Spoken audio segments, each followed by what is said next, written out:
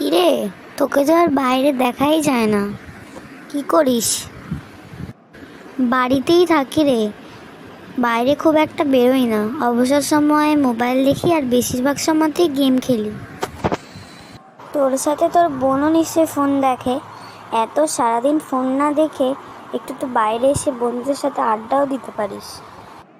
মাত্র ওইটুকুই সময় পাই, তারপর বাইরে বেরোতেই ইচ্ছা করে না, তাই বাড়িতেই থাকি। কিন্তু এতে তুই ধীরে ধীরে মোবাইলের প্রতি আসক্ত হয়ে পড়ছিস। তোর বয়স এখনও 14+ হয়নি, আর এখন থেকেই তুই এরকম হয়ে যাচ্ছিস।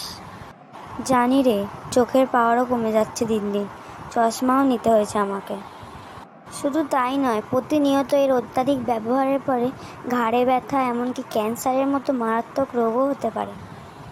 ব্রেনের স্বাভাবিক ক্ষমতাও কমে যায়, হঠাৎ হঠাৎ ভুলে যাওয়ার সম্ভাবনা দেখা যায়। সব জেনে শুনেও তুই মোবাইল কেন দেখছিস? কি করবো বল, এখন বাইরে বেরোলেই মানুষ এর কথা ওকে, ওর কথা তাকে, এরকম দিয়ে ঝামেলা করে, যেটা আমার একদমই ভালো লাগে না। এর থেকে তো ভালো ঘরে বসে আমি গেম খেলি। কারোর কথা কারোতে আমি থাকতে চাই না, তাই আমি এরকমই করি।